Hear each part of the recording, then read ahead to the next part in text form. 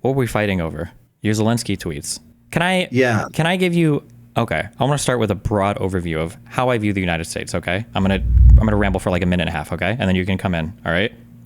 Hmm. Okay. Sure. Real quick, can I ask you what your background is in terms of like family, where they come from, where'd you come from? Have you been in the US your whole life or anything? Or My as much as dad you're is comfortable with, yeah. yeah, I was born here, but my dad is a Palestinian Christian and my mom is Jordanian. Oh, geez. Okay. In When you the say United States. Palestinian Christian, do you know where he was living? And was he there prior to? Or go ahead. Jerusalem. Okay. Okay. Gotcha. All right. When you say your mom was Jordanian, is she Palestinian as well, or was she there before? No, she's a Jordanian. Gotcha. Gotcha. Okay. Okay. When I was growing up, my parents were both in the Air Force. My mom is Cuban, so super pro-America, very, all communism and socialism. And I grew up in a very big, like, I'd say Red Scare household. Like they always talked about the Chinese Communist Party. I think my mom always called Russia Soviet Russia. She never called it Russia. And one thing that I grew up with was kind of the strong idea that even if America's not perfect, and especially through the Cold War, there are a lot of questionable entanglements we got into in South America. After the Cold War, like the second Gulf War, Iraq and Afghanistan, or at least Iraq, was probably not very defensible. A lot of mistakes made there. But for the most part, America stands for something worldwide, and ideally is seen as some kind of guiding beacon for, like, well, say broadly, democracy and freedom, even though we're not perfect, of course, but preferable to the alternatives like Russia or China easily. When I look at the Ukraine-Russia conflict, there's a couple things that come up. One is that Europe has enjoyed, I would say, a good deal of stability in the world that followed both World War II and then followed the collapse of the Soviet Union. And I think a lot of that has had to do with America as being kind of this guiding leader of, hey, we're going to do all the military shit. We're going to ensure, freedom of trade routes and integrity, territorial integrity and all that. So you guys aren't building armies and fighting each other constantly, because that's what Europe likes to do, or liked to do. And the United States has enjoyed a great deal of economic and diplomatic benefit, like soft power, as a result of that. When I look at the Russian invasion into Ukraine, that seems to be, unlike Palestine and Israel, where you can go back and forth on the history and you can bring up a lot of good points on both sides. It seems to be a purely not good thing on the Russian side. Like there is no defense of this. It's a horrible action. It throws the whole world order into question.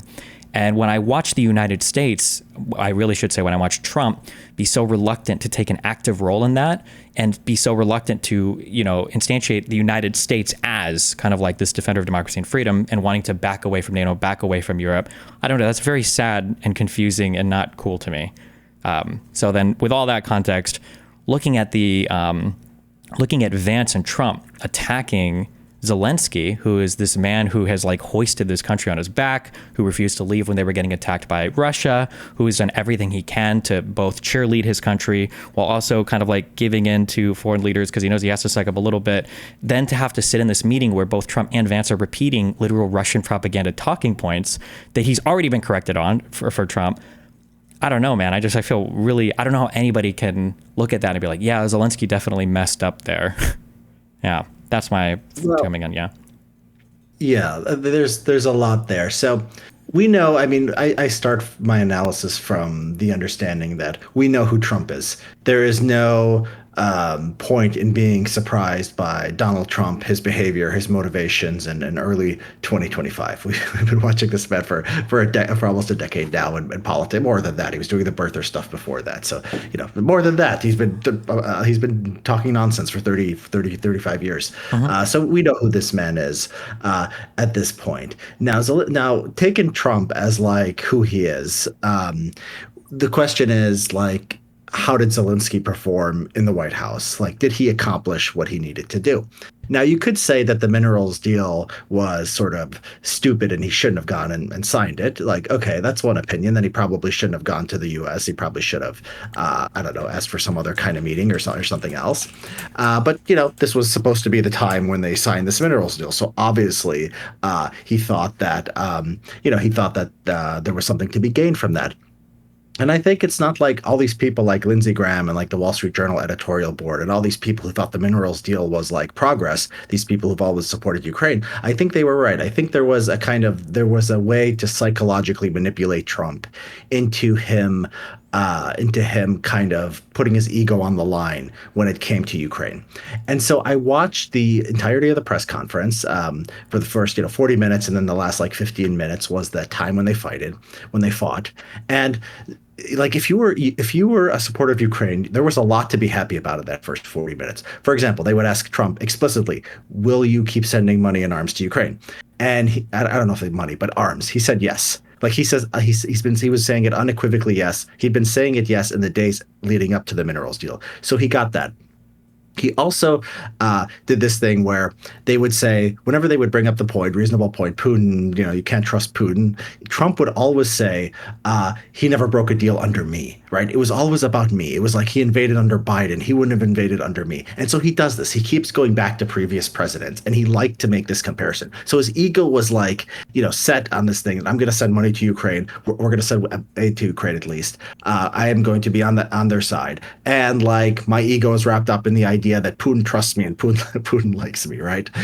And so if you're Zelenskyy, that's what you want. And maybe you're correct that Putin will, without a security guarantee, Putin is going to keep fighting. Putin is going to, come regroup and attack again. But at that point, I mean, Trump is kind of bought into the idea that Ukraine need to be defended. And we saw this in the first administration, right? Trump comes in, he is like kind of, skeptical about supporting Ukraine. He tries to remove sanctions on Ukraine. Congress passes a bill to keep those sanctions on. Trump vetoes it. They override his veto. Trump ends up sending, and he bragged about this in the press conference too. He becomes the first person to send deadly aid to Ukraine. Now he brags about it. He gets impeached. He goes and says, Obama didn't give them anything. I gave them javelins and so forth. He brought that up again during the press conference. So this is a very simple man who can be kind of manipulated and pressured into going one or two ways. Sure, and but just so real quick, I guess when we think of it that way, just as a quick thing, did you date before your current wife? Did you ever have other girlfriends or whatever? Sure. Yeah. You ever have somebody ask you for advice? Are you ever in a situation where you say something or you do something, you're late for a dinner or whatever, and then after that the person's like, I'm breaking up with you, or somebody says like, oh, she broke up with me because I didn't respond to her text in time, and like the answer to this is always like, well, clearly this wasn't the issue. There must have been like a piling on of stuff, and this was the straw that broke the camel's back. Like, what does it say about Trump's supposed hypothetical commitment to Ukraine if all it took was Zelenskyy asking not even like a brutal question, but like a legitimate question to Vance for everything to break down that quickly and that easily? And if it was going to break down that quickly and that easily, then who's to say that Putin couldn't have worked Trump over if Trump was literally meeting with him alone, which he was in Riyadh, or for all the other people that talked to him? And the fact that Zelenskyy already had to sit there and take these unhinged comments. Why did you wear a suit from fucking MTG's husband and shit? Like, why? I feel like that's a deal where like we can say like, well, Zelenskyy should have said this or that, but nothing signed there. One, it wouldn't have meant anything because there was no security guarantee attached. And two, if it was that easy to tear it apart, it could have fallen apart for 15 million other reasons as well. No. Well, yes, that is a danger. I mean, the flattery from Putin, he carries around his letters from Kim Jong-un and shows them to people and is very proud of them. Mm-hmm. So it can work, the other direction too. But I would say that the building a relationship with Trump and getting Trump to like you is a kind of more long-term thing. And so it's like a kind of ass kissing that sort of needs to go on. And the Ukrainians, for whatever reason, haven't been able to do it. And well, you say haven't been able to do it, but that's because Trump has decided I'm meeting with Putin alone. I'm not going to Ukraine. I don't even think Vance went to Ukraine. Like, okay, so but what was these last, there's reasons why, so Putin goes and Putin says he can have our minerals. We have mineral deals, right? We have bigger minerals than Ukraine. He said this recently. And it's like, well, I mean, it's like there's more political constraints when it comes to domestically being friends with Putin than there is being friends with Zelenskyy, right? So like they can both flatter him. Like it's kind of easier for Zelenskyy because like there's more meetings, there's more people in Trump's ear. Right before this press conference with Zelenskyy, I mean, the UK Prime Minister, Emmanuel Macron, they both visited Trump. They're all trying to tell him, be friends with Zelenskyy, right? So there's a lot of pressure pushing in the like pro-Zelenskyy direction, not so much in the pro-Putin direction, although Trump kind of, has affinity for him regardless. And so like you have to answer like, was it going to break up anyway? Like maybe, I don't know. But like the trend of like since this minerals deal was coming together was like it looked like a process of Trump starting to like Ukraine, starting to have his ego sort of intertwined with the idea that I'm going to be the peacemaker. And Yeah, but like just think about when you say starting to have a mineral deal with Ukraine, we're talking about like an extortion racket, an extraction racket that's being talked about, right? For firstly, because any sort of guarantee to steal resources from Ukraine to help them broker peace, that that even if they did that full deal, that Trump's not planning on getting any territory back for Ukraine. That he doesn't want to put Ukraine's nowhere near NATO, nowhere near any kind of concrete security guarantee. Trump wasn't willing to make any of that. The idea that Zelenskyy, one thing that people don't understand too, this happens even with me in debates and stuff, is that like what you sit there and take and tolerate, like to some extent does matter. And we're looking at this retrospectively like, oh, for sure they would have signed a good deal. But imagine if Zelenskyy would have held his tongue and allowed himself to be shit on constantly by these two fucking jokes by Vance and Trump, by them making lie after lie after lie, some of which Trump has already been corrected on, like by Macron in person, right? And then they go to do a deal afterwards and then nothing materializes because Trump's not willing to give any security guarantees to Zelenskyy. Now I feel like the whole media would be like, it was unreal. Zelenskyy commands no respect. They literally lied to his face on TV in a press conference, and Zelenskyy wouldn't say anything like Macron did. Like I think even Stern or whatever did. Like I feel like it's a lose-lose, but I think the problem is just that we're evaluating this from Zelenskyy has to be the perfect pope and see the future and everything, and Trump and Vance get to be treated like basically retarded children who can flip on a dime, although it always only seems to be against Ukraine, which is also questionable, but the so yeah, I mean, you're not gonna fact check Trump. Like you're gonna have to listen to his lies. Like okay, like everyone who has a relationship with Trump in any way. But those lies are important because they inform the American public and where we stand, right? How many people in America don't want to help Ukraine because we've given more money to them than Europe? We don't know where the $350 billion is. It's all been stolen anyway, right? Like let him have a fantasy world where like now they're giving us all our, now the minerals deal, like what was originally negotiated versus what the end result ended up being was very, very different, because the first version was like Ukraine gives you 500 billion right off the bat. It was also that like it was all the basically minerals, basically everything that Ukraine is doing right now, the US would get half of it.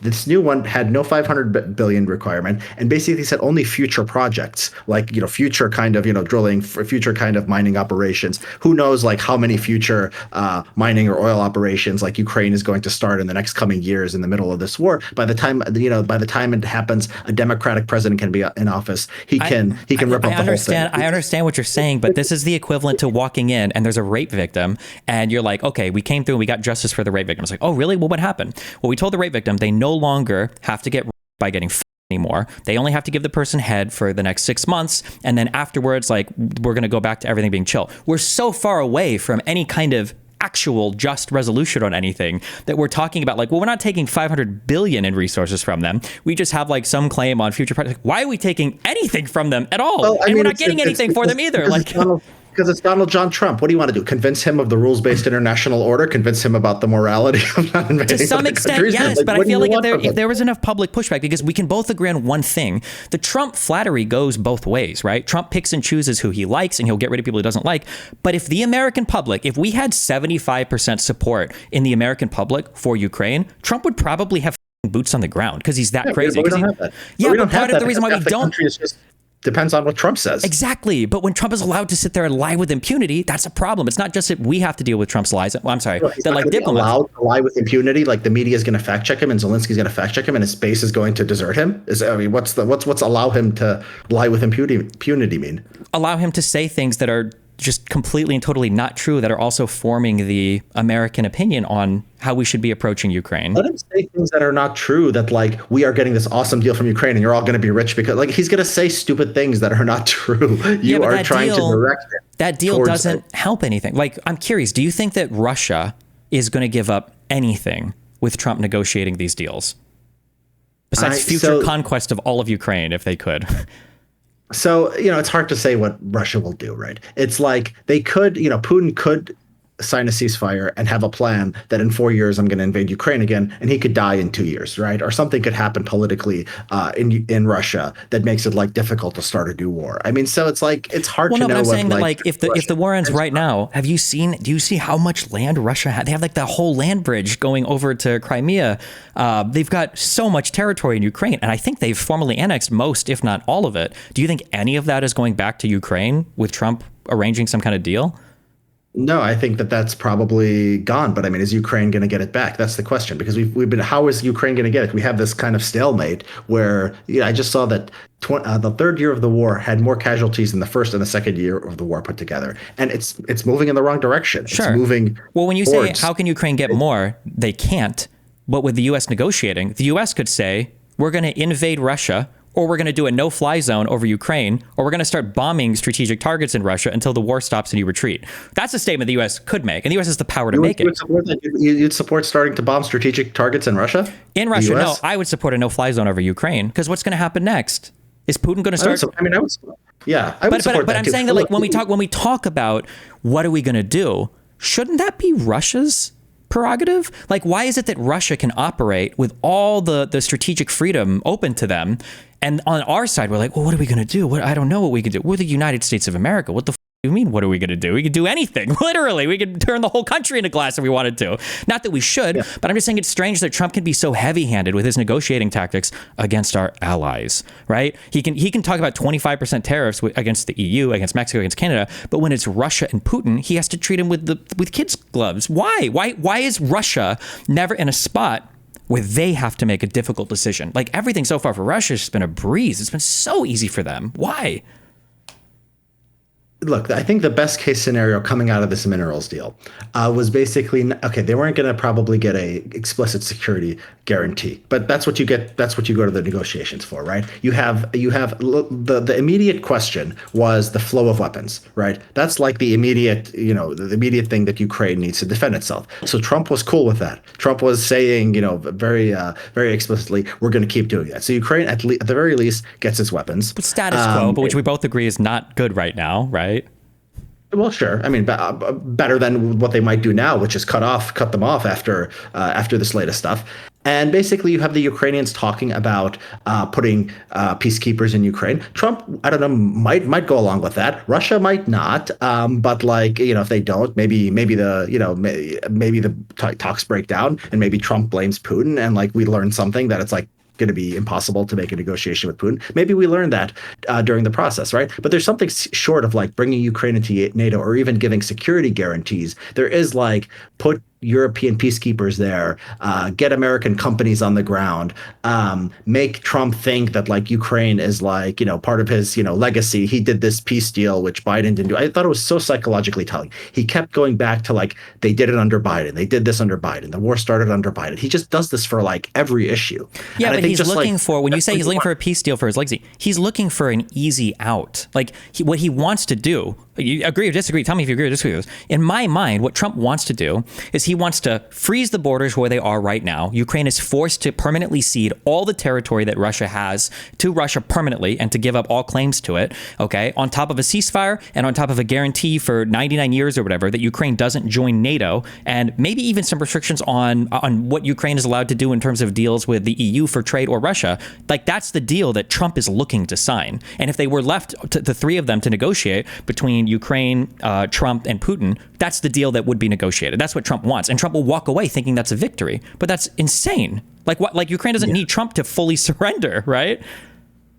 I mean, it might need Trump to not Russia not keep going, because the possibility is Russia just sees it's winning, and Russia just keeps going on, and they're not sensitive to casualties necessarily. Yeah, I mean, it really does depend on kind of. You agree that Ukraine can't accept that deal, right? Why would they ever go to the United States, the biggest, baddest boy on the block, for them to basically do a Doha Agreement 2.0? Yeah. Give up. You're saying because the deal is a ceasefire, give up the land to Russia, and no NATO, no security guarantees, probably maybe even restrictions on trade with Europe. Why would Well, no, they would. I mean, that would be it would be bad. It would depend. I mean, look, if they're getting a lot of weapons from the United States, they're basically, they're not NATO, but they're like NATO trainers were in Ukraine. NATO is working with Ukraine right now. There's like intelligence, officials. There's cooperation. Barely, So like but yeah. Ukraine freezes the borders. Ukraine won't be this like weakling that has nothing. Ukraine will be a country with a lot of support from Europe and from America. You keep saying, remember though, that's the status quo, and they're already not doing that great. So it's not like the status quo is a positive. They're thing for doing Ukraine. not that great. Just with, I mean, it's the same thing. Just it's no more fighting, no more people dying with these large numbers, right? But It's Ukraine still can the do that borders right just now. sitting Ukraine could.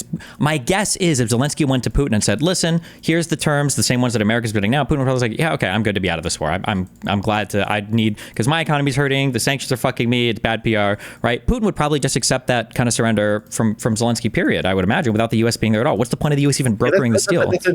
It's interesting you think that, because a lot of people say that Putin wouldn't accept. People who are kind of take your pro-Ukraine position argue that Putin wouldn't accept that he'd want to keep going, and that he's not going to be happy until he takes over every inch of Ukraine. If you can stop and just freeze the border right now, it sucks. It's a reward for aggression, sure, but like hundreds of thousands are dying for moving the border an inch or two, like every couple months or so. I mean, it's just really a kind of ridiculous situation. So yeah, it sort of sucks that's not a morally satisfying outcome, but like somebody from the Biden administration actually reached out to me and told me that like if they could have got that in the Biden administration, they would have been happy with it. I mean, I think a lot of people, even who support Ukraine, would just say, let Ukraine be a sovereign country. It's lost part of its territory. It fought heroically. It survived.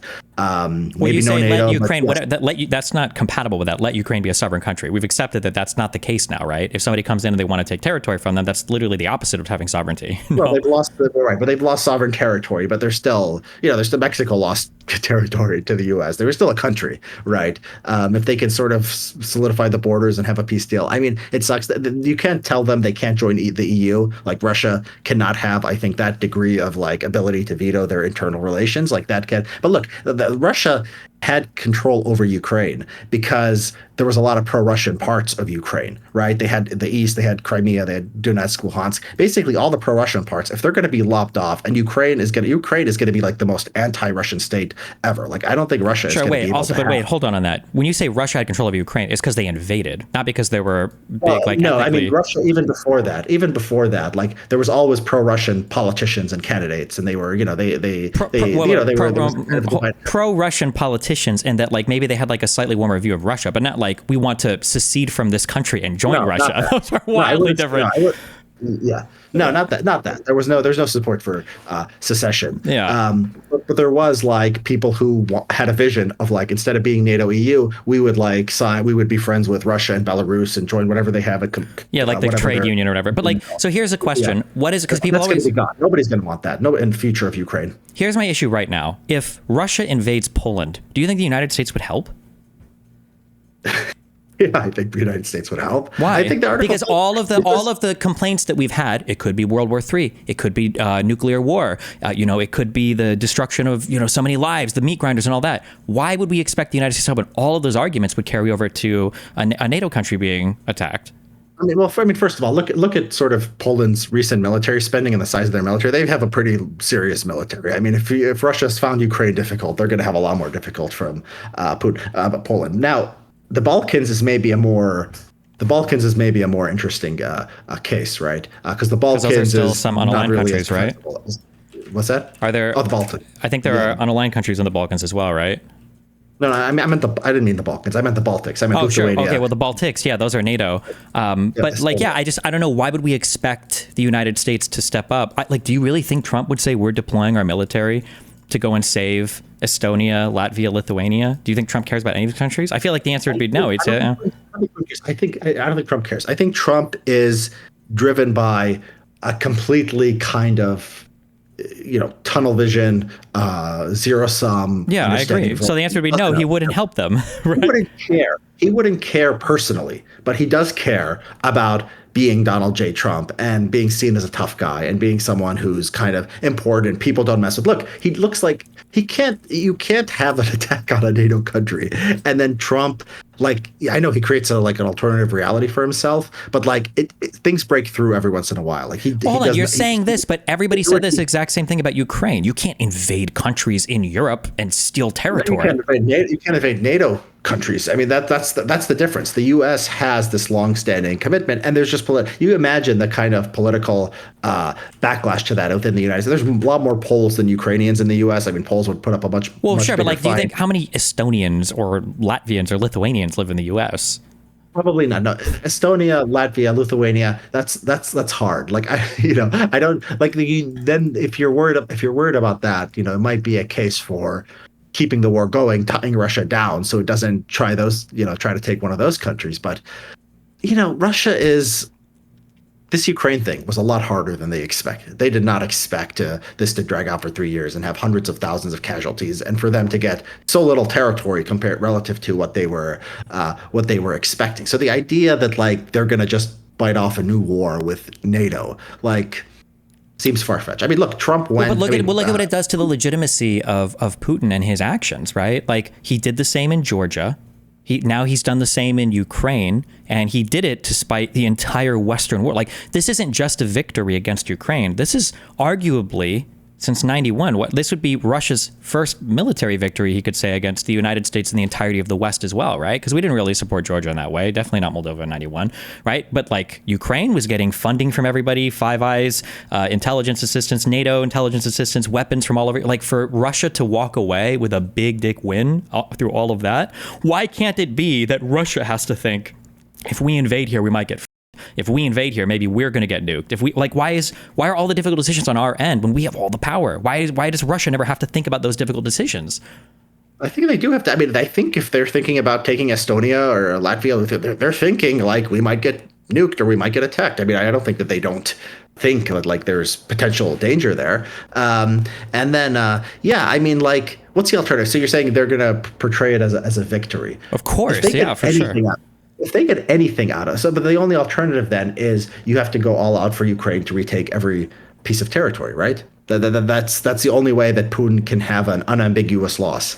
Well, I don't think there's a world where, and I mean, like, obviously we can play macro politics, but I'm sure it's all incredibly complicated. But like, there's a world where, in my perfect dream, where Trump comes in, the United States does big dick it, we no-fly zone all of Ukraine, and maybe even start providing air assistance, and we say, listen, Putin is allowed to we will force Ukraine to make them sign like a 99-year lease on like Sevastopol so that Putin can have access to his port in Crimea, because that is important to him. We give him that, and then all the rest of the territory goes back. Maybe there's some joint reparations fund that the U.S. and the rest of the world can contribute to, or whatever including Russia. And then Putin gets to say, well, we fought a brave battle, and, now we've guaranteed our rights to Sevastopol. He can walk away feeling that way.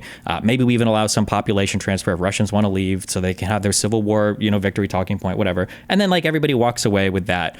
But at the very least, then, like, Putin can sell it publicly that like, well, look, it was a win. He knows privately that he got, his shit checked. But right now, it's just, I don't understand why the whole world is so feckless. Why are we so weak in pretending that Russia is the one? Like Trump was saying over and over again, you don't have the cards. We have the cards. We've spent so much money. What happened to all of that? The world's about to find out why America doesn't have social health care, with our military. Okay, well, now I don't even know why we have a military. We're not doing anything. I don't know. Doesn't that seem sad to you that the U.S. isn't doing anything?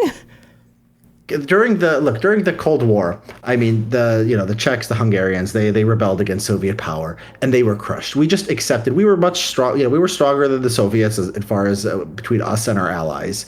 But there were realities on the ground that we had to accept and live with. I don't buy it that Putin is going to say, I'm going to get a lease on Crimea. Like, no. They're going to keep at least Donetsk, Luhansk. They're going to fight for it, right? And so, like, yeah, I mean, we could like do a no-fly zone over all of Ukraine, I guess, including the parts that Russia controls and considers part of its territory. You could do that. Maybe he folds. Maybe it's a game of chicken and you win. And I would be happy. He would have to fold, right? Like, what's Putin going to do? I will start to go to war with. Like, if they're having this trouble with Ukraine, he escalates. He uses a tactical nuke against Ukraine. This would be and then dares you to do the next thing. But wouldn't this be would Putin deploy a nuclear weapon in an offensive war? You think Putin would be the first? Like, would he even have the support of like China to do that? I feel like the entire world would look at him like a madman. Not. You're putting him. Yes, you're right. The nuclear taboo is pretty strong, and there was talk of using it earlier. There was pushback at it, but you're putting him in a tough situation. The other alternative is he's putting himself in a tough situation. Make him have a tough situation, because right now there are no tough situations for him. Why? Why can't he be in a tough situation? Good. Look, he's losing. I mean, he's losing. By the scores is tens of thousands, like monthly. Like he doesn't give a. Especially if he comes away with a win against the entirety of the West. And think about what that does for the Russian nationalist feelings. Like, yes, we beat America and everybody. Yeah. So you put him in a tough situation, and maybe you play chicken. Maybe he folds. Great. I'm happy if he does. Maybe he says, I'm going to take the next escalatory step and then see what you do, because he's desperate now. Now he's desperate. Now he thinks he's going to have to give up everything. You're saying you put in front of him, we're going to do no-fly zone over Ukraine. You give up everything. That's the only way we have peace. Maybe you got to at least by give up everything, I mean give up the territory that he's invaded. Not even any of sovereign Russia, just the territory that he's invaded. It's an offensive war. Okay, so you put him in that situation, and we agree. And the point of you putting him in that situation is you want him to feel like a loser, right? No. You want him to feel like if he's going to invade, you ever play poker? I play poker. If you play poker well, right? If you're faced with really tough decisions in the middle of lots of hands, it means you're probably playing poorly. You're making mistakes. You should never have to face tough decisions over and over and over again. It means that you're doing something that's suboptimal in your play. If Putin is in an area where he has to make a tough decision, it should mean that he's made a mistake. People try to avoid tough decisions, but if we take all of those off the table for him, and he just is able to, float on through with all this negotiating power somehow, right? Russia is a smaller country. They're suffering a lot of losses too. They face a ton of sanctions. They are facing a rough economy. How are the decisions so simple on his end? Like, why can't we put a tough decision to him and force him to act a little bit more maturely? And I don't even think oligarchs would let him. Like, imagine you're Putin, and we agree that he's probably run to some extent by appeasing the oligarchs in his country, the ones that support and fund him, right? Imagine they're looking at the U.S. and the U.S. is like, we'll unfreeze all these funds. All the sanctions are being unfrozen. Your guys' economy will function again. Just give Ukraine back their territory, and you can even have your Sevastopol lease. Maybe even all of Crimea. Maybe that's the big concession that Ukraine has to make or whatever, right? At that point, would Putin say, I think I'm going to start nuking like the Black Sea. I'm going to start doing tactical nukes instead. What do the oligarchs looking at him think? Like, excuse me, we're about to lose the support from the rest of it's about to become BICs instead of BRICS. Yeah. Nobody's going to like us if you start nuking on an offensive war. Just let us get our fucking money back. Why? And then he has enough to walk away victorious. We have enough to walk away victorious to sell it to our publics. And then the world just goes on. But we can do that deal. We're the United States. Yeah, I don't believe as a factual matter that Putin, the oligarch, if the oligarchs were as powerful as that story makes it, I think this war probably would have been over a long time ago. This hasn't been good for them. I think it's more the national security elites, not the people who have a financial interest in good relations with the West, who Putin cares about satisfying. And look, you can put him. He doesn't face tough decisions. I mean, Kursk was invaded. He had to rely on North Korea. They're sending more North Korean troops. He's getting, there's infrastructure attacks. There's drone attacks going into Russia. He was almost overthrown. I mean, the Prigozhin thing is such a weird thing to think about in retrospect. Yeah. But he almost it almost happened. And so he's facing tough decisions. Now you can make him face a tougher decision. The problem is, it's a gamble, and he takes a decision that escalates. He uses a tactical nuke. Okay, you say the world's gonna hate it, whatever. Like, he's gonna hate it if basically NATO comes in and says basically surrender. That's what that is. Your deal is basically surrender. They've lost hundreds of thousands of lives. They've been isolated from the world over these last 3 years. And Putin, just because Trump decided to talk tough and they became united with the Europeans, Putin pulls out and says, okay, we get Crimea. We get to use Crimea, and that's it. That's a horrible scenario for him. That's like the thing that could make him say, okay, to hell with it. Like it's going to look bad if we use nuclear weapons. So he doesn't need Ukraine. He doesn't need, and it's not like Russia's success in the future. He needs to survive somehow. Yeah, but his survival doesn't depend on him controlling Ukraine or peeling some parts of Ukrainian territory. It's not like it's going to be. It probably does. I mean, failure in war is like a common thing that brings down leaders all throughout history. Yeah, right? But on that level, he's already failed. They failed 2 weeks in when they weren't able to immediately take over the country. Like, the fact that we both agree this going on for 3 years was unforeseen at the beginning. So, I mean, he's already had a failure in that regard. But again, it can't be why, even how you're talking right now, Why is his well-being the only thing that the entire West has to be concerned with? Because he controls a large nuclear arsenal, and we have to think about that. Okay, we but again, if that's your answer, then he goes to Estonia next. What changes? Because Ukraine is different. Why didn't he go to Estonia before 2014? Why doesn't he go to Estonia now? Because Estonia didn't kick out a leader in a country that Putin was gaining more and more control over when Yanukovych got kicked out. That's why he went in 2014. But I mean, like, why, using the same argument you're using now, he goes to Estonia. What do? He still has the nukes. Is the nuclear saber rattling that strong? What's your theory as to why he doesn't go into Estonia today? Today? I don't think he wants any war right now. I think he's probably like stressed to the limit right now, I would imagine. Okay. And so, like, why is it impossible to imagine he gets, this, whatever he's got now, 15% of Ukraine. It goes down. And so you're saying things that kind of are like contradictory. You're like, oh, it's been such a failure. But then, like, if we give him this territory, he's going to be seen as like a big success, and he's appetite. He's going to whet his appetite, right? So it's kind of these things. These things are kind of contradictory. You can portray the war as a failure, or you can portray it as a success. I have wait, hold on. Walk through that again.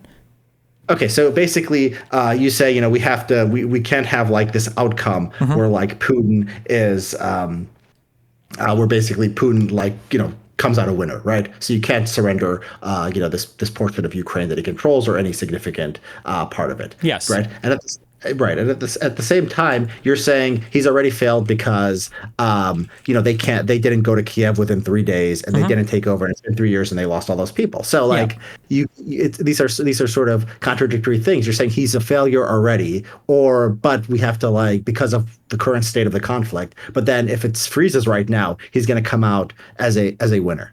Well, there's two different aspects to winning and losing war for all wars, right? You have the public aspect, and then you've got the private aspect, right? Where you can sell a win to the public, depending on how you speak to them, and dictatorships and democracies do this in different ways. And then you privately, whether or not you can sell a win as successful or not successful, right? Do you know anything about like the Yom Kippur War in 1973 for Israel?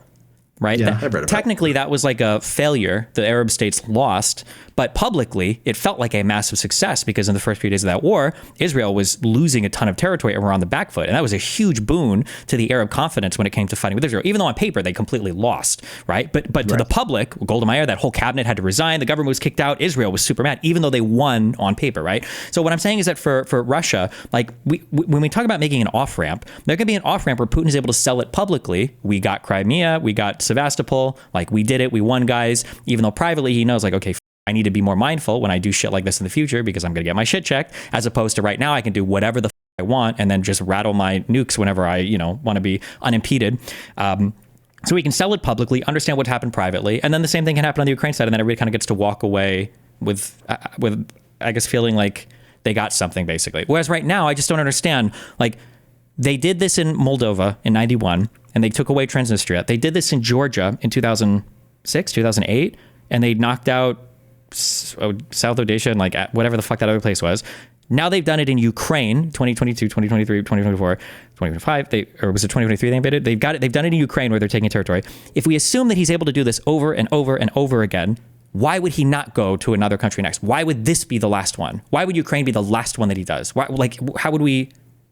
Because Ukraine was a lot more painful than he thought it was going to be. All those were relatively, small. They were basically nothing in terms of casualties. I mean, this is this has been a massive loss for Russia. But I like your framing. I like how we can. I think the best possible scenario, right? And I think we're agreeing here, is that like there's a way where Putin can save some face in front of the Russian public. He can say we had a victory or we got something out of this thing. At the same time, the rest he sort of understands that like it's would be crazy to try anything more. And I think that like. And you're saying, and you are saying that just giving him that lease deal on Sevastopol or Crimea is going to be enough. Where that would mean they have less than they started this war, right? When they started this war, they had much of Donetsk and Luhansk. They had those two major cities, right? So they're gonna go this 3-year war. They're gonna lose hundreds of thousands of people. They're gonna isolate themselves from the entire world, and then he's going to go to the Russian people and have less territory than when they started the war and fool them into thinking that he won. That territory is warred. That's like contested, there's an active conflict. Like imagine Putin being able to go back and say, because remember, again, this is an offensive war. It's not like these are parts of Russia they're losing. If Putin can go back and say, we have Crimea, we've done it, you allow for that population transfer, because ignore what the West says about NATO expansion and that cringe shit. That's not what Putin was talking about to his people, right? They're talking about civil war and Russians being killed. Maybe we allow some population transfer there if they want. Putin can say we were able to save the Russians from Ukraine that were being genocided. You can sign some bullshit agreement that says the Azov part of the battalion is fucking disbanded or whatever the fuck, and then he has Sevastopol. Putin can go back and sell it to his people as a win, so he's not getting fucking executed or murdered by, you know, some oligarch. And then Ukraine gets to keep all of their territory except for maybe Crimea or just Sevastopol. And then everybody kind of walks away from their understanding that, okay, we're done. I feel like that's a better deal than allowing him to, you know, get everything he's gotten here. And we say that like, well, it was harder than they thought it would be, but that's because Russia hasn't fought a real battle. But imagine all of the data that they've collected from this war. Imagine how much he's learned about his military now. If they went into a battle again, it's not going to be this reckless, right? They know what they have to do now. They know what they fucked up on. And the Baltics, no offense to the Baltics, are probably gonna be a lot easier to steamroll through than fucking Ukraine. Yeah, I mean they are, but he's also learned something about the West. I think that like I think Which that is there we has have to no be cohesion. What did he learn about the West that we're not? I mean, look, I think he's learned how hard it is to conquer a country. Like he thought, like what he thought at the beginning was that, 3 days, and basically our Western intelligence agencies thought this too, not just Putin. But like they learned that people don't want to be ruled by Russia and people will fight back against Russia. So I think he has learned some information that like conquering territory is not nearly as hard, is not nearly as easy as he thought it was, and it's going to cost a lot more. And at least we were united, for a while. We did have a lot of support to Ukraine. It was isolating internationally, probably more than they thought. Sure, but he gets all the data and all the training and all the practice in here. It's going to be an order of magnitude or 2 orders of magnitude easier for the Baltics, right? Too. We know about drones, and we know about. I don't know. Did you see the New York Times piece on drones this morning? It's like 70% of the casualties now in Ukraine, in the Ukraine war, are now caused by drones. So it's like it's a completely different war from what it was in 2022. We have that information too. We also have technological, superiority and more resources in the end. I think that Putin. It's like his lesson. If the war stops right now, Putin is not going to be like, wow, that was easy. That took 3 years. He doesn't have many years left. He's like 70, right? 3 years in a 70-year-old's life is a long time. It took him just to get that 20% of Ukraine against a non-NATO country where he thought he had support among certain parts of the Ukrainian population. That was tough. And like maybe he just like dies happy because look, he got 20% of Ukraine. Like that's an amazing accomplishment, like from like his perspective, from his logic, right? Sure, I understand, but like let's say there is no politics. Politics doesn't exist, and you can just we're playing Risk or some military war game, right? If Putin is allowed to lick his wounds for 5 years, okay, after taking how much he's taken, what? He's going to be old in 5 years. Sure, but let's, okay, 71. Well, listen, Trump is like 83, isn't he? 82? Yeah. Bad people live a long time, unfortunately, right? Yeah. But let's say that he's allowed to kind of like, recoup, do an analysis of the military. Ukraine had a population of almost 45 million people at the start of that war. I think the Baltics all combined have a population of like 5 million people. Do you think they would have the same amount of difficulty rolling through the Baltics as they did in Ukraine? Are we about to see Estonian super soldiers like fighting the especially a more trained Russian military that's had now combat experience, that has like more modern abilities to engage, on a military level? Like, look, it's a risk. I cannot guarantee that any kind of deal, no matter what happens, it's like you could speculate. Okay, he takes your deal, which is like, basically, just taking Crimea. He's so pissed. He feels like I'm gonna die soon. I need to get something for Russia. He goes and he tries to take. So he goes, this is gonna be easier than Ukraine. Georgia. They already got their 2 territories in Georgia. Why does he fucking need more? Well, also, why are we talking from the framing if we have to appease a fucking dictator? Why are we talking from the framing? We're talking about a psychology, right? We're trying to get this man to die happy, feeling like in his stupid morality he accomplished something cool, right? No, we don't need to do that. We need to make people respect the United States and respect it. We don't have to appease every crazy fucking dictator. No, I don't think that's a healthy framing for things. He doesn't need to die happy. Also, go ahead. Sorry. I think we do. What does this mean? Imagine you're fucking Taiwan, or you're fucking Japan or South Korea, and you're looking at the US and you hear Trump say, well, there's an ocean between us. Who gives a fuck? We don't want to fight everybody's battles. Who cares? We're terrifying the fuck out of everybody, and we're building our own chip manufacturing in the United States, getting it from TSMC or whatever the fuck, right? what does this signal to the rest of the world in terms of, can the US be a reliable partner? Like, if Taiwan was attacked, would we help? Look, I don't know about Taiwan, but look, there is a distinction here between countries we have treaties with, and those that we don't. There is politically, and there is morally, and there is legally, and these things do matter politically. So, like, it is actually, it is actually a difference politically if Putin attacks Ukraine versus Poland versus Estonia. Well, but I mean, like, I'm sorry, I could just not know this. South Korea have formal guarantees. Taiwan doesn't. Like, there's a reason we didn't, because we thought that, like, China claims it. That's going to be very, very difficult. We want to help you at Taiwan. So there's no 100% guarantee we go to war with Taiwan. There never was. But we try to help them, right? I think that, like, there's a line to draw where we have these formal alliances versus where we don't, and this is what makes kind of Poland and these other countries you're talking about different.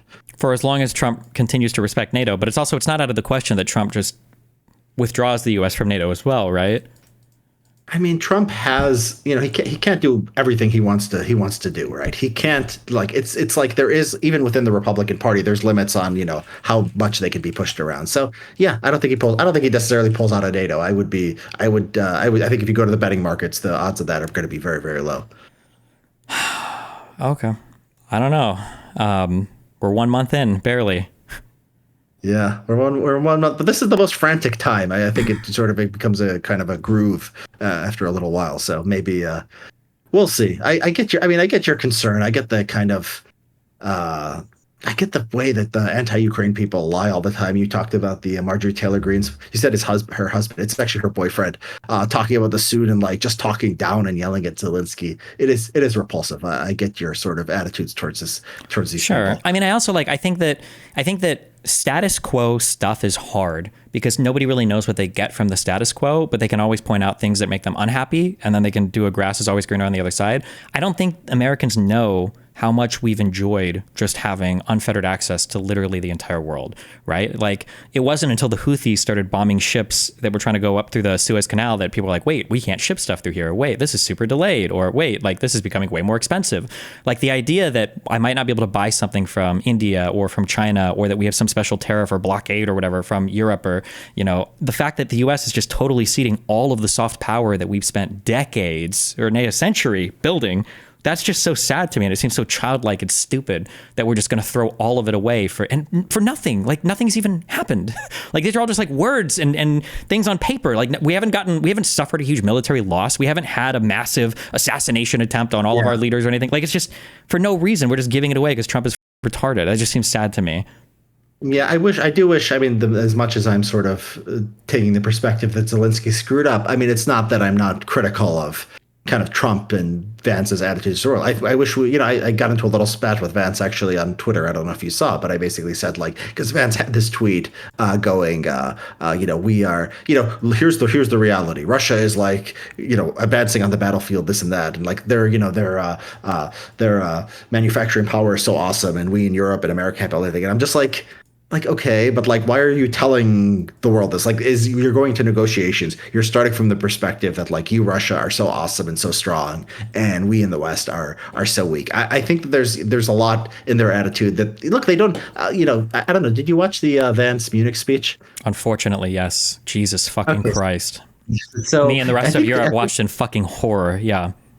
I think this is insight. So Trump, he's got his own brain. He's got his own psychological kind of issues. But Vance, I think, is, like, kind of an avatar, represents, like, how more intellectual MAGA people see the world. And I was one of them maybe 3 or 4 years ago. The idea is basically, and look, I still think there's a point to this, although they exaggerate it and they can go in a ridiculous direction.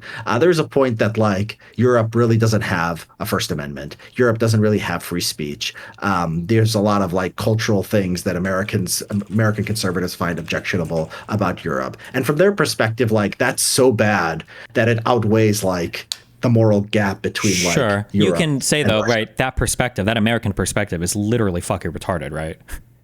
I agree. Yes, I know people who are close to like the Trump administration who will argue with a straight face, and this is mental illness, that dissidents in the West have it harder than China and Sure. Russia. Like, Or these even just people aren't- comparing like the US and like Great Britain. Like we could imagine an island that allows for things like defamation and child porn and unlimited spam and anything they want. And then that country could say to the US, huh, you guys think you have a First Amendment? Well, we allow you to watch or do anything here. Like you Well, could say you- whatever you- word. Like that would be a stupid claim. Like, okay, Did well, you watch the entire 60 Minutes thing from Germany? I mean, it's beyond like just a couple like things like spam. Like Germany has like thousands, like it has bureaus that have like thousands of people whose whose tweets they're looking at. They're even not even being racist, calling a politician a moron or an idiot or something. The police will come and they'll take away your phone and find you. I mean, it's like, pretty well, ridiculous. I would have to look at any case that's brought up because he's always get horrendously miscited. It'll be like, oh, this guy got his phone taken away for calling somebody up.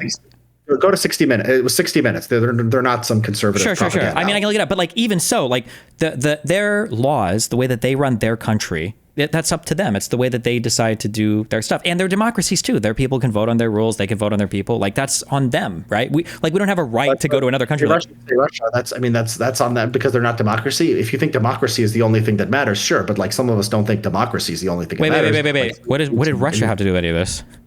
Well, because you said, because you said, well, that's just the way they run their own countries. You could say, well, we don't have to think Russia's so bad. That's just the way they run their country, or China's so bad because Sure, that's the way Russia they and run China can do their stuff, but the problem with Russia right now is that they're invading another country, not that they are democratic.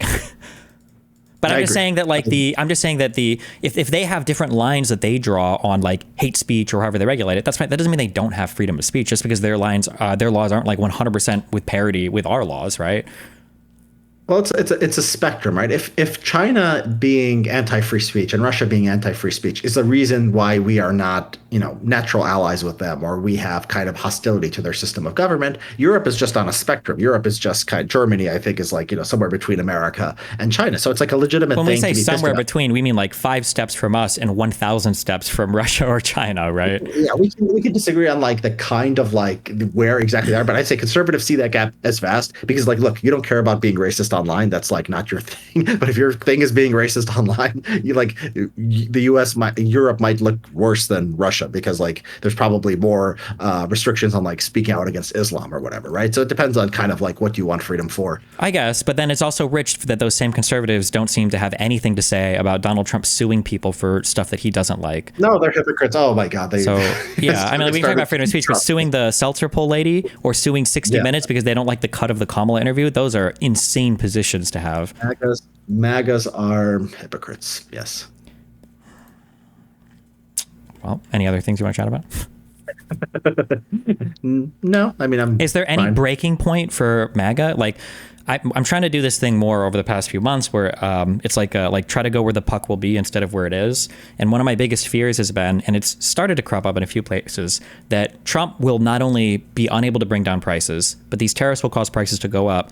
But the MAGA talking point, instead of saying, wow, Trump failed, things are getting more expensive, they're just going to switch to actually paying more is actually patriotic because we're buying all America now. Like, is there anything that Trump can do or any outcome that can happen that actually breaks the MAGA movement apart? Or well, the MAGA move. Look, there is a not the core MAGA. Sure, I mean these people are beyond reason being reasoned with, right?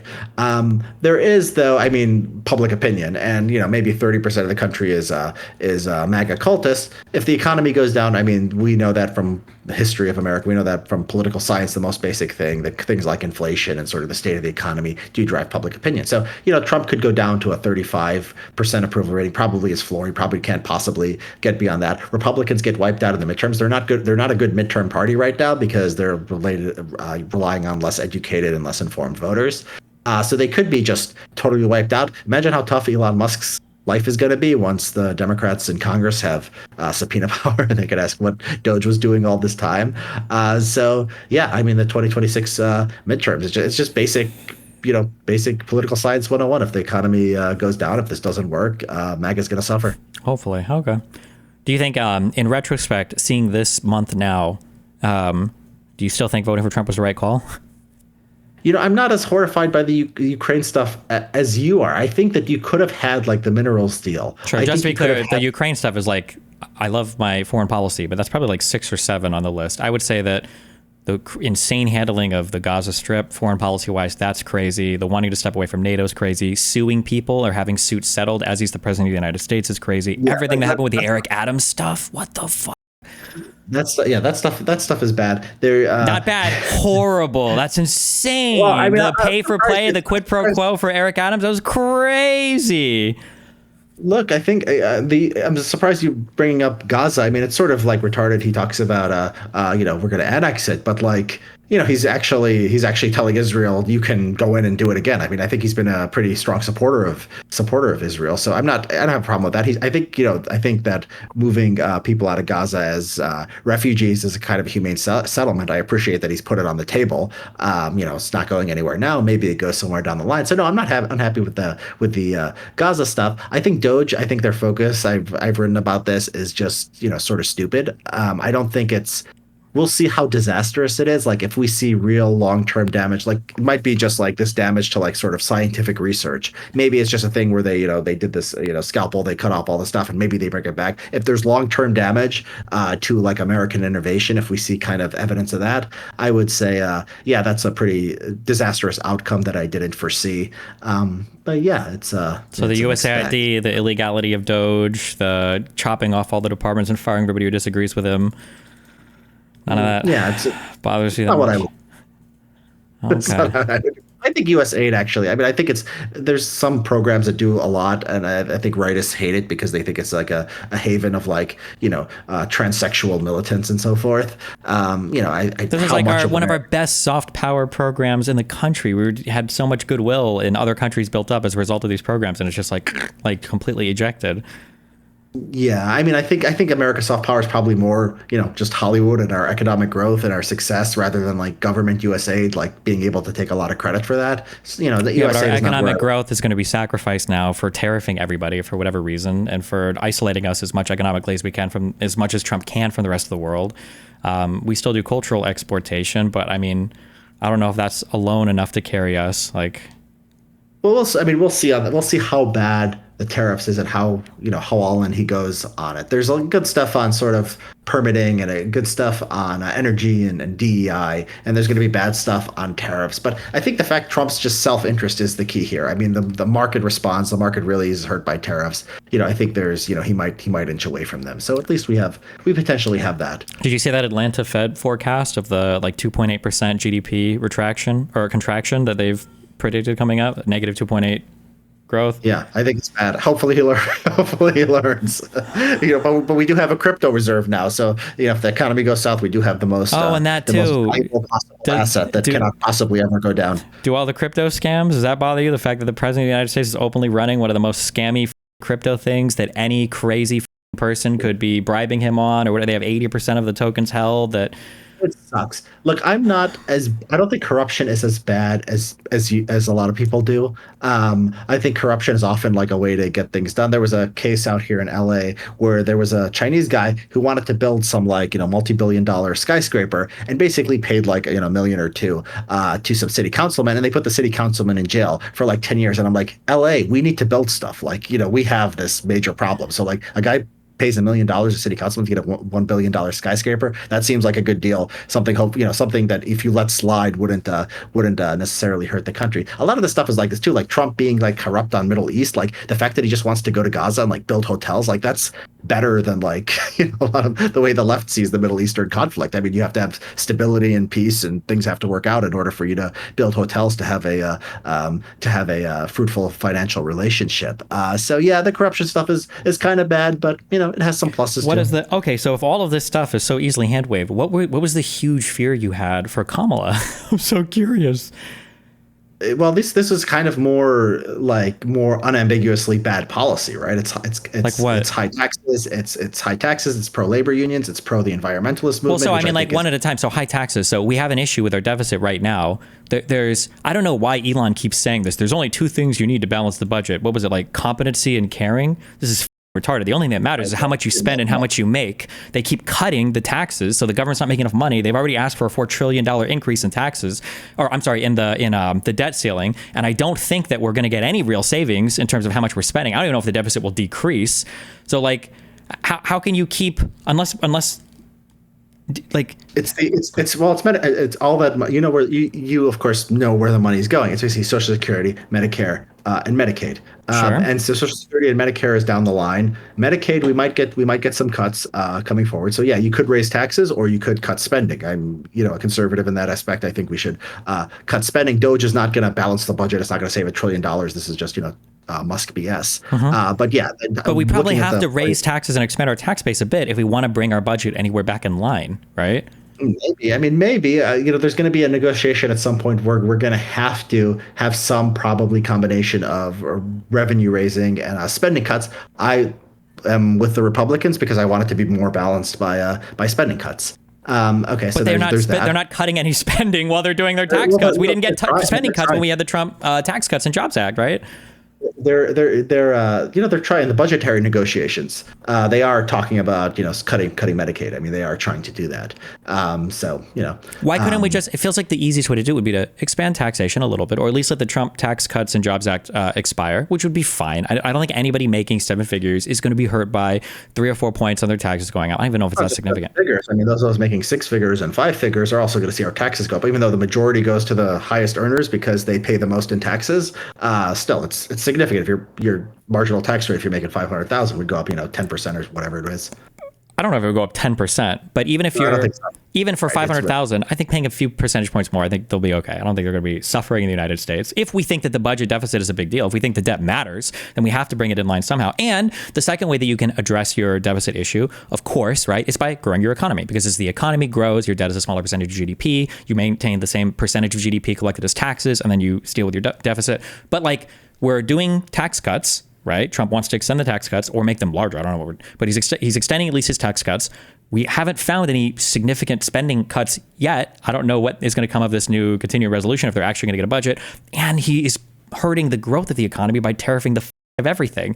So everything just points to worse costs of living in the U.S. as prices go up on everything. Lower GDP. We're looking at a contraction. Why? We were growing. I don't know why we were contracting. And then we're cyclical. I mean, it's just not. Yeah, I mean, excuse me. 3% contraction in the economy is not cyclical. Cyclical is like we only grew 1 or 2% this year. That's a bad economy. It's a 1 or 2% growth for a quarter, not a 3% contraction for a quarter. That's insane. Yeah. So on the growth thing, I think I don't know if we're agreeing with this, but I think growth is kind of the key. If you get 1% more growth every year, that compounds. That you're a significantly wealthier country. But what are we doing to grow? Tariffs are going to, by definition, hurt the economy, right? I mean, look. There is a positive benefit for corporate reducing corporate and individual taxes. I think that the permitting issue is a big issue. I don't know if how much you looked into sort of Trump, what he's doing against the Environmental Protection Act. But it's significant. The people who pay attention to energy policy say this is a really big deal because basically Trump is taking cleaver to this entire thing, which says you just have to, produce thousands of pages of paperwork if you're going to build anything in the country. So there is that. I mean, energy is just a huge part of it. I think there was a lot of restructions on energy in the Biden administration. I think that's significant. That's fine, but you're talking about you've found the nicest Band-Aid for a few cuts and scrapes that I've had on my leg, but I also have life-threatening leukemia that's ravaging my entire body. Were there issues with the EPA with being too heavy on restrictions? Maybe. We were already producing more energy than we ever have under Biden. We're already a world leader in production of energy. It's not just about energy. It's the National Environment Protection Act. Basically says anytime you want to build anything that has any federal component at all, you have to go through these ridiculous red tape. You have to produce these. Sure. And I'm sure some of that was maybe bullshit, and I'm sure reducing some of that is fine. But none of this is going to compare to, but not anywhere near as huge as a 25% tariff on every fucking thing we imported to this country. Not even remote. The offset for that is going to be 0.1%, maybe, right? We'll see. We'll see. I think NEP has an energy are a bigger deal than you might be thinking, but 25% tariffs would also be catastrophic. Not pretty disastrous, catastrophic. I'm hoping that Trump just being stupid, I'm just hoping Trump being stupid is how we get out of this, because he sees he works out some deal where he feels like a big important man.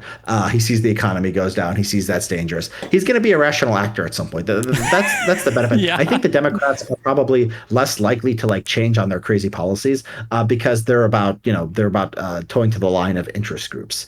So when you talk about the environmental lobby, if you're talking about the the environmental lobby, the civil rights lobby, these kind of groups that want, the labor unions, all these other things. Like, it's not very easy for Democrats to go against that. Trump, the economy starts dipping, his poll numbers go down. He can switch at a drop of a hat, and the people like his secretary of the Treasury, people like Elon Musk, will love it because those people aren't necessarily big. Yeah, but when you look at him and how you were talking about interest groups, the SEC just like killed how many probes into different crypto investigations. We've got Trump and Melania themselves doing crypto scams. We got the crypto scamming idiots out of their money. I mean, it's not great, but it's like, that's not gonna like destroy the country. It's just idiots losing their money. I mean, no, but the tariffs might. The tariffs are on the way for that, and the damaging. That's what I was saying. I'm hoping that he can adjust. And I think it's easier for him to adjust than Democrats with their pressure to their interest groups. Yeah, but like, what was the worst outcome for Democrats giving into pressure from interest groups versus the worst outcome for Trump, which is like the destruction of the country economically? Like, we were worried that there were going to be a little bit too much like DEI and government programs, or like, what was this huge catastrophe? I think we end up basically poor, like Europe. We get slightly lower growth. We get 2% lower growth a year. Trump is, so far, economic growth has not been so good this first quarter. Not so good as in catastrophically low, right? We haven't seen anything this bad since COVID. The estimate of one quarter, right? But no, the long-term damages. Look, I think Trump was more a tail end. Like, if you told me like, is something ridiculous is going to happen that's going to destroy the country, I would have said that's more likely under Trump than Kamala. But I think the median outcome for Kamala, median outcome for Democrat rule, is California or New York. Nice places to live. It's still the United States of America, but just stagnant. Like, people are leaving these states. We're not nearly. People might be moving out because it's so expensive, but these are like our economic powerhouses, right? The United States is not known internationally because of Alabama, Louisiana, and Georgia. Places like New York and California are the drivers of so much of U.S. The trajectory is wrong direction. So they're growing much slower than the red states. They're losing people. Texas and Florida are booming. And this is a direct comparison of there's these policy differences. It can't just be the weather, because California has beautiful weather. Liberal policies just have not worked here. And I think Democrats are acknowledging this. There was some meeting, I forget what this was, but I saw it. I retweeted it. Yeah, that maybe there are issues related to crime and whatnot. For sure. But like, when you say like Texas is now having a booming economy or whatever, or Texas is growing, no offense to my wonderful conservative friends, Texas is not growing because more guys with F-150s and Chevy Silverados are ranching more cattle there. They're growing because people are moving out of California and are setting up new liberal havens in Texas, right? If you go to, I don't know if you spent time in Austin, but if you go to Austin, you walk down 6th Street, you feel like you're in San Francisco almost. Like, these are not super ultra conservative redneck bastions of conservatism. They're just like making new liberal cities. Maybe the ideal is a red state government and a blue. Look, I think smart people just sort of naturally, start to become towards the left. I don't deny that within Texas, like, the most economically productive members of the pub, although a lot of them are in the energy industry too. Energy is a big part of this too. So a lot of Texas economic growth, just like they could drill for oil and do this stuff, while California really can't because of the environmental regulations. But no, you're right that like, elite human capital is liberal. That's unquestionably true. It doesn't, but like, if those if those people in Austin who have all the fancy restaurants were the legislature of that state, I don't think it would grow as quickly, and probably would have never attracted them in the first place. So there is this kind of paradox.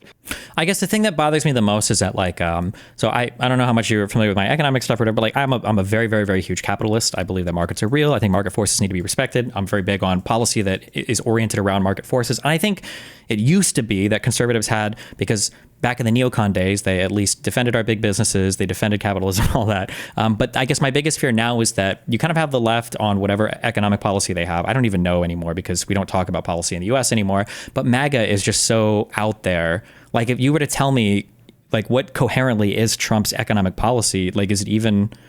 by the time you finish that sentence, are you even confident it hasn't changed by the time you explain it? Like, I just don't see like a good tension there. I just see like, if we are going to assume progressives or the left are crazy when it comes to economics, MAGA is just as crazy, it feels, and that they're not based in any kind of capitalism, realistic market forces world anymore. It's just deregulate, but then also tariff the fuck out of everything and then see what happens, I guess. MAGA is MAGA. There is a kind of gap between MAGA. I've been tempted to at some point say that I'm like a Democrat at the national level and like a Republican at the state and local level, because these are different things. I think that the National Republican Party is kind of just become retarded. I think it started with Fox News, these kind of infotainment. I think that like Elon Musk has obviously made this worse, and kind of right wing Twitter is just a disaster. But then, you look at the performance of red states, and yeah, sometimes they're hicks and they want to ban all abortion and so forth. At the same time, like their policies are a lot more sensible. Like smart left wing people like Ezra Klein and so forth will acknowledge that they're like better on housing policy. So there is like good sense there. So there is, that you can look. I mean, there's people who track economic freedom. There's these organizations that like try to rate them how much the licensing regime and the occupational licensing regime and housing and the labor market and all of that, and they basically find that the conservative states are doing better. Sometimes a state run by Democrats will do okay. Jared Polis in Colorado has been doing some good things, and Colorado has been booming as a result. So yeah, there's I'm a pro market guy too. Look, if Democrats became overall pro market and were otherwise did not have the flaws of MAGA and loved our rules based international order, I'd love the Democrats. I'd be happy to jump on that train. Okay. Well, any other topics? It's up to you, man. Okay. Well, hey, listen, I appreciate the conversation, even though I'm sure my audience can be super mad at this conversation. I do appreciate the chat. I like watching you rile everybody up on Twitter, me included. The main thing you link is your Substack? Yeah, Substack is where, when people follow me on Twitter, but they don't read the Substack, I sort of get disappointed. It's, like 60-70% free, but that's where that's where the more serious thoughts go. But follow me on Twitter, of course, too. And yeah, I look forward to seeing the reaction to this. Do you mind me asking, how do you pronounce your last name? Hanania. Do you mind me asking where it comes from? Where is that last name from? That's what I told you. It's my dad's a Palestinian Christian. If you look back, if you Google it, you will see it seems originally Hebrew. There is a Rabbi Hanania who fought the Romans like 2,000 years ago. So it's like, a Jewish name that got kind of adapted by the Palestinian Christians. Huh. What are they? Palestinian Christians. Okay. Well, thank you so much. And I'll chat with you later. Or if anything ever comes up, feel free to shoot me a message as well. So yeah, thanks a lot. Been a pleasure, Steve. Thanks. Have a good one. Bye. Damn.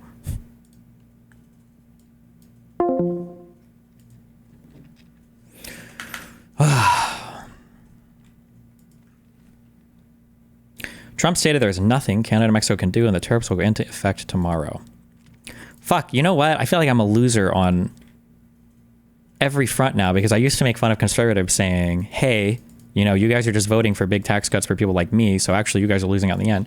But if the economy goes to shit and all my stocks fall, I'm losing more than any of these broke losers are. No! Thoughts on Bitcoin today? Oh no. What happened? God damn, how much money is being made and lost here in these daily swings. Holy